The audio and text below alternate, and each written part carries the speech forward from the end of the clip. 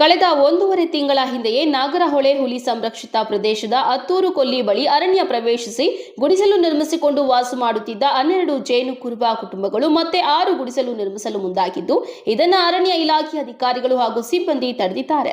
ಅಲ್ಲಿ ನಿರ್ಮಿಸಲು ಮುಂದಾಗಿದ್ದ ಗುಡಿಸಲುಗಳನ್ನು ತೆರವುಗೊಳಿಸಿದ್ದಾರೆ. ಟೆಂಟ್ಗಳು, ಮರಗಳನ್ನು ವಶಕ್ಕೆ ಪಡೆದುಕೊಂಡಿದ್ದಾರೆ.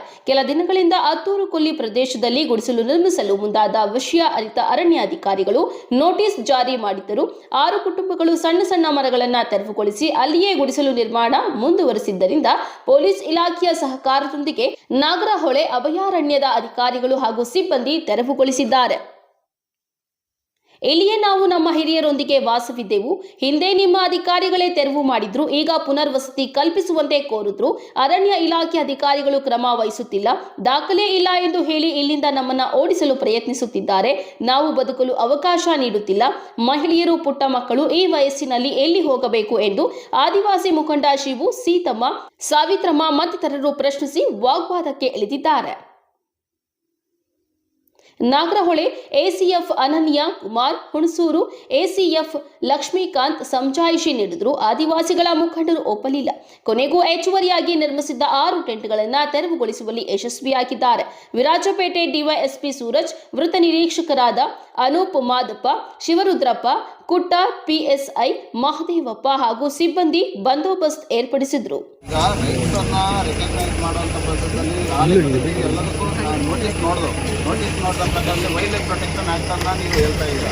ಆದರೆ ಅರಣ್ಯ ಇಲಾಖೆಗೆ ಫಾರೆಸ್ಟ್ ರೈಟ್ಸ್ ಆ್ಯಕ್ಟ್ ನೀವು ಅದನ್ನು ಗೌರವಿಸೋದೇ ಇಲ್ಲ ಅಂತ ಗೌರವಿಸೋದನ್ನ ಎಲ್ಲ ಮಾಡ್ತಾ ಇದ್ದೀವಿ. ನಿಮಗೆ ಅಪೀಲ್ ಹೋಗ್ಲಿಕ್ಕೆ ಅವಕಾಶ ಕೊಟ್ಟಿದ್ದೀವಿ. ಹೌದು, ಆಗಿದೆ. ಫೈಲ್ ಮಾಡಬೇಕು, ಅಪೀಲ್ ಫೈಲ್ ಮಾಡಬೇಕು. ನಮಗೆ ರೈಟ್ಸ್ ಇಲ್ಲ ಅಂತೇಳಿ ಬರ್ಕೊಡಿ ಸರ್. ನೀವು ಅರಣ್ಯ ಇಲಾಖೆಯಲ್ಲಿ ಅರಣ್ಯಕ್ಕೂ ಕಾಯ್ದೆಯಲ್ಲಿ ನಮಗೆ ರೈಟ್ಸ್ ಇಲ್ಲ ಅಂತೇಳಿ DC ಅವರಿಗೆ ಈಗ ನಿಮ್ಮ ಇಲಾಖೆಯಿಂದ ನೀವು ನೋಟಿಸ್ ಮಾಡಿದ್ದೀರಾ. ಆದರೆ ಈ ವಿಚಾರದಲ್ಲಿ ಜಿಲ್ಲಾಧಿಕಾರಿಗಳು ಮುಖ್ಯ ಪಾತ್ರ ನಿರ್ವಹಿಸ್ತಾರೆ. DLC ಅಂತದ್ದು ಅವರು ಚೀಫ್ ಸೆಕ್ರೆಟರಿ ಅವರು SLMCಯಲ್ಲಿ ಅವರು ಇರ್ತಾರೆ. ಈ ವಿಚಾರದಲ್ಲಿ ಅವ್ರ ಕಡೆಯಿಂದ ಸೆಕ್ಷನ್ 4(5) ಪ್ರಕಾರ MOTA ಪತ್ರ ಬಂದಿದೆ ಏನಂತ ಗೊತ್ತಿಲ್ಲ ಸರ್. ಪೊಲೀಸ್ ಇಲಾಖೆ ಅವ್ರಿಗೆ ಸರ್ MOTA ಬಂದಂಥ ಪತ್ರ ಇದೆ, ಮತ್ತು DC ಅವ್ರಿಗೂ ಸಹಿತ ಹಾಕಿದ್ದಾರೆ. ಸೆಕ್ಷನ್ 4(5) ಪ್ರಕಾರದಲ್ಲಿ ಏನಿದೆ, ಮತ್ತು 2019 ಏನು ಸುಪ್ರೀಂ ಕೋರ್ಟ್ ಸ್ಟೇ ಆರ್ಡ್ರಲ್ಲೂ ಸಹಿತ ಹೇಳಿದೆ, ಯಾರನ್ನೂ ಸಹಿತ ತೆರವುಗೊಳಿಸೋದಾಗಿರಲಿ, ಒಕ್ಕಲಿಸೋದಾಗಿರಲಿ ಮಾಡಬಾರ್ದು ಅಂತ. ಯಾರು 2019 ಆರ್ಡರ್ ಹೇಳೋದು, ಯಾರು ಒಳಗಡೆ ಇದ್ರು ಅವ್ರು ರಿಜೆಕ್ಟೆಡ್ ಆಗಿರೋ ಅಪ್ಲಿಕೇಶನ್ಸ್ ಅವ್ರನ್ನ ಮಾಡ್ಕೊಂಡಿರೋ ಕಾನೂನಲ್ಲ. ಈಗ SDLC ರಿಜೆಕ್ಟ್ ಆದ್ಮೇಲೆ ನಿಮ್ಗೆ ಅವಕಾಶ ಕೊಟ್ಟು 60 ದಿವಸ ಅವಕಾಶ ಕೊಟ್ಟಿದ್ದಾರೆ ಅಪೀಲ್ ಹೋಗ್ಲಿಕ್ಕೆ.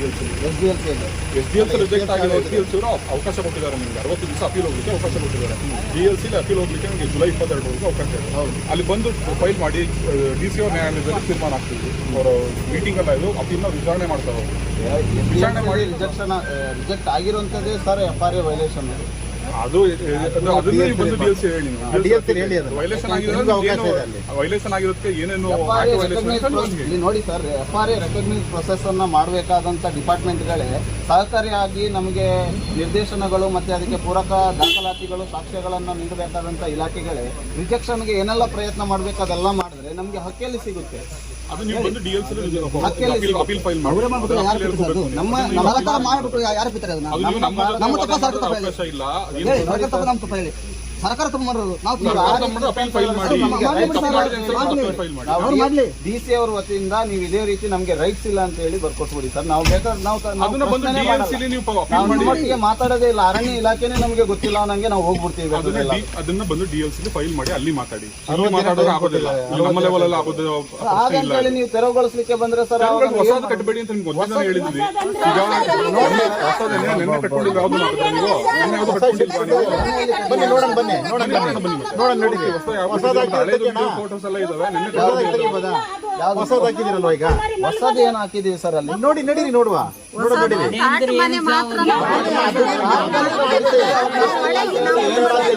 ಯಾವ ಸಂವಿಧಾನದ ವ್ಯವಸ್ಥೆಯಲ್ಲಿ ಇದೀವಿ ಅನ್ನೋದು ಗೊತ್ತಾಗ್ತಾ ಇಲ್ಲ. ಅವಕಾಶ ಕೊಟ್ಟಿದ್ದ ಪ್ರಕಾರದಲ್ಲಿ ನಾವು ರೈಟ್ಸ್ ಹೋಲ್ಡರ್ ಸರ್. ನಾವು ಅಪ್ಲಿಕೇಶನ್ ಹಾಕಿದ್ಮೇಲೆ ರೈಟ್ಸ್ ಹೋಲ್ಡರ್ ನಾವು